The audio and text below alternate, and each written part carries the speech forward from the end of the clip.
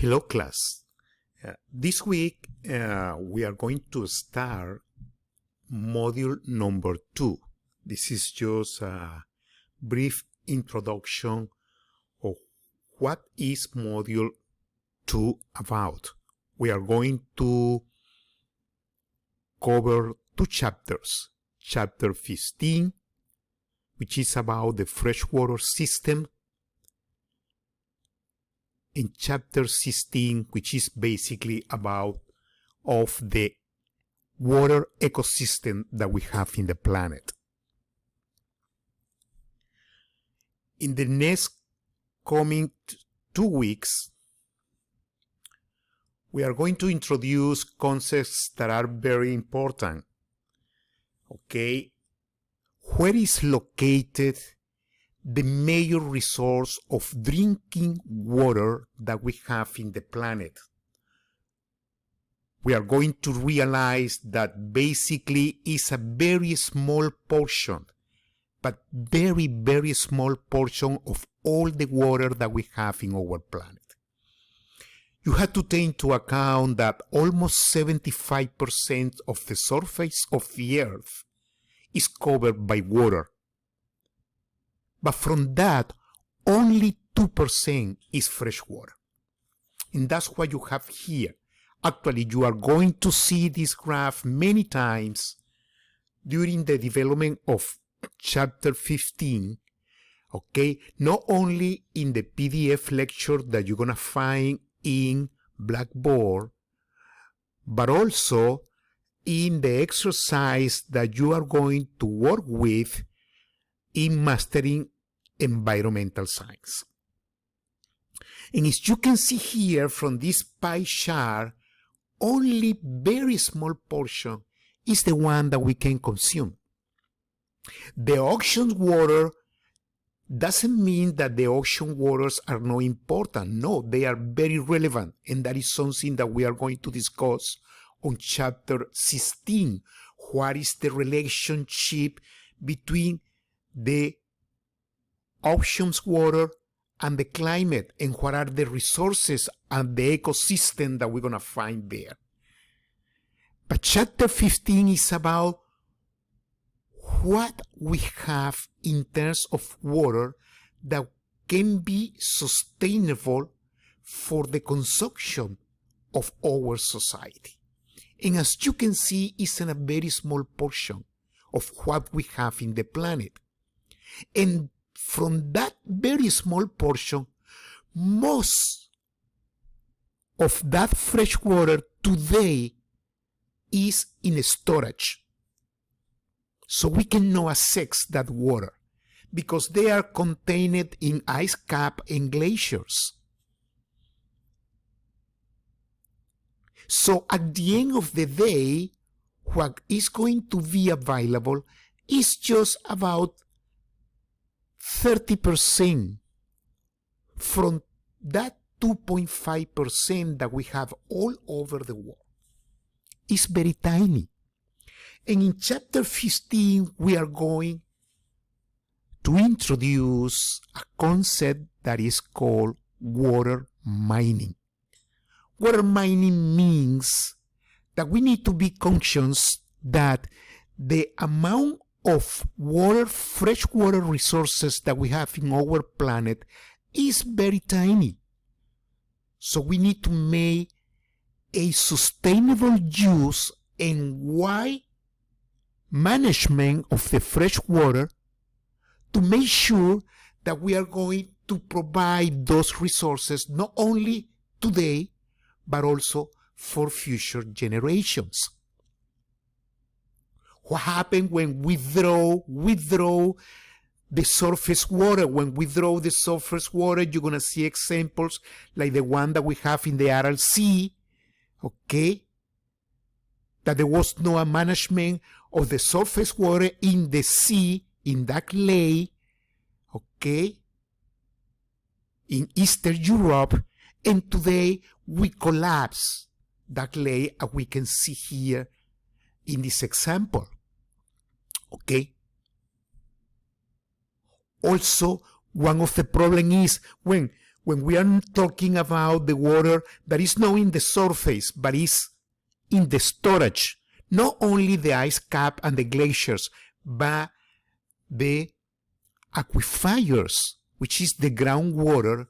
What happens when we start using the groundwater without taking into account that if we withdraw in a very fast pace, we are creating problems not only for the consumption that we may have in the future, but also we might introduce problems in the surface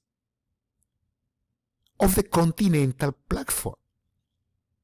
We can create something that is subduction. Is what is happening in states like Florida, in which today we have a lot of events of sinkholes, or as we saw or watched in the news about a year ago, a collapsing of complete building from nothing. Okay? Well, this is because as a consequence of the withdrawal of the water, okay, from the aquifers, okay, that make a weak situation of the continental platform, of the soil that we have, creating subduction of the terrain, because the water table is anytime lower and lower and lower. Also, we are going to discuss about really how reliable today are the dams. What are the benefits of the dams? They have benefits, of course they have benefits. They can create big reservoirs of water that allows to access fresh water to surrounding communities like the ones that we have here in Paraguay, in South America. But also, if we are not paying attention, we can create something that is called coastal erosion in the downstream, as we can see here in Brazil. Okay, the construction of these dams in Belo Monte and Pimentel, they have created a drastic coastal erosion or downstream erosion, okay, in areas in which those one have in the past a very nice system of networks of river and fresh water. So we're going to be discussing about those ones, how we are doing today in order to preserve those 2.5% of water that we have in the planet. And when I say water in this proportion, I refer to the fresh water. In chapter 16, we're going to be a little bit more wide in the water resources. We are going to make an introduction of how all the ecosystem related with the water is interacted in the planet, and how we are affecting that, and how those ecosystems condition the climate that we are going to develop and understand in future chapters. So today we have 5 ocean basins that has been created in an evolution geological time of 250 million years. And those ocean basins are very important because they have internal currents and they are very dynamic. And we're going to review that because of those ocean waters is in a constant movement, okay, they create 5 gyros in the world. internal currents of waters that are 2 at the north of the planet and 3 at the south of the planet. Those are the currents. And those currents in somehow is going to condition the climate that we have observing for many years, more than hundreds of years. But because of the emissions of greenhouse gases to the atmosphere, today we are creating a disruption of those gyros that we have in the planet. And that's what is shown here with the white arrows. Okay? So you can see the more warmer waters are expanding today more to the poles. Okay? So these boundaries of the circulation of the ocean waters today are changing because of destruction of the climate. And we start to observe, for instance, in the eastern parts of the core of the coast in United States, how a very popular fish like the cod is migrating to another places, creating a short gauge, okay, in areas of United States and Canada that were rich in that fish in the past. So those are the consequences that we have in introducing disruption in our climate. So we are going to discuss a very large circulations of water, like the thermohaline circulation. That is something that you guys, we are going to review on chapter 16, and how that circulation is important for Western Europe, okay, in order to rise the temperature during the winter. But if the warmer water start moving faster to the poles, eventually the glacier ice caps, they're gonna melt, and they're going to create a disruption in the circulation, for instance, of the thermohaline circulation belt. That is something, those kind of concepts are the ones that we are going to be discussing, and then you're going to start to develop some better sense of what is the important role of the ocean basins in conducting the climate, and how we can disrupt those currents because of the actions of the high accumulation of gases or greenhouse gases in the planet. Okay, so this is just a brief introduction about this module number 2 that starts this week. Okay, as usual, you have in module 2 that is now available for you guys, you have a description, very nice description of what are the major activities that you need to accomplish during these 2 weeks. Okay, in this module you have very similar as the ones that you have in module 2. In module 1, what are the objectives and outcomes, okay, for these 2 chapters, chapter 15 and chapter 16, which is basically what I told you just a few minutes ago. Okay, you will find also a module lecture slides.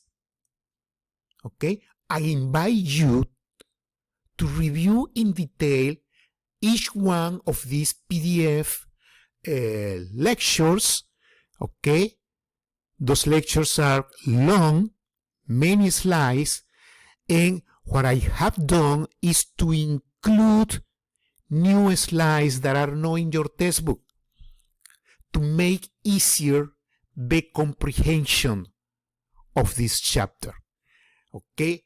Also, you will find in this module very interesting videos. Okay. I strongly suggest you guys to go through all the videos. Some of them are very short, some others are a little bit longer, okay? But those videos are going to give you a very nice perspective of what is the water system and all the coastal environment system that we have in the planet. What are the hazards that we are able to confront when we develop neighborhoods that belongs to the networks of the fresh water, like the case that we have of very high flooding rates, historical flooding rates over the Ventura River in California. That is a history case. Why those floodings are affecting too much the people that is living in that county in California. It was a good decision to develop resource over there. Okay, so you're gonna have a very nice documentary from the British Broadcasting Network, okay, about what happened with the Aral Sea, which is water mining. I'm giving to you in here a better understanding that the water ecosystem is dynamic. One feature of the water ecosystem, as you're going to see in your textbook, is going to be the channels, the meander channels of the rivers. Okay? And for the end, okay, this is more related to chapter 16. Actually, some of those videos are going to be portion of the second board discussion that we're going to have. So, what is happening today with one of the ecosystem that we have in the ocean water, like corals? They have a role, very important role. They are in the mother nation because of something that is very important, but today we are destroying that just because of the high emissions of sulfur to the atmosphere. In this video, you're going to be able to understand a little bit better, to give you a better comprehension of what is the thermohaline circulation about. Okay? And you will understand what is the role of the gyrus, okay, when we start to littering plastic over the rivers, over the lands, that at the end they're going to end up in the oceans. So this is a very important video. So you have all that material. I hope, guys, that you enjoy. I invite you to watch all these videos. They are very nice videos. Also, I would like to comment just to finish this introduction, and let me go here to start here. Okay, start here. Yes. In this part, let me just to open our schedule. Okay, and probably I'm going to zoom in here. So We are in this week number 5.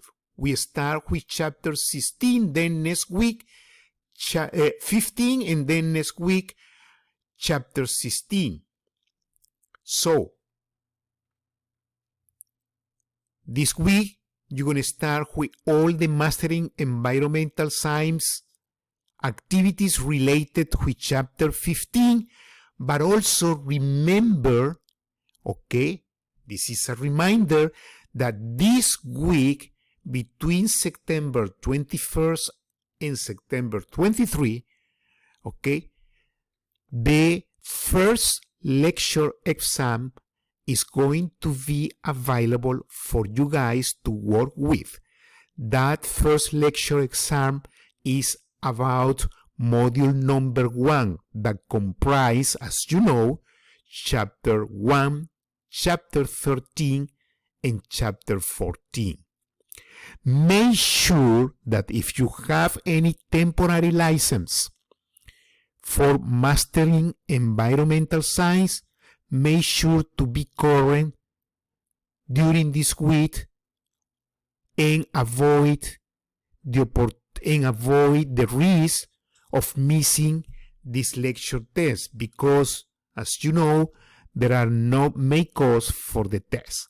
So be aware that this lecture test will be available during these 3 days, okay, in your Mastering Environmental Science platform. And remember, once that you start or launch the test, you need to finish. You need to complete it. But you have 3 days to choose when you're going to take your test. Okay? Thank you.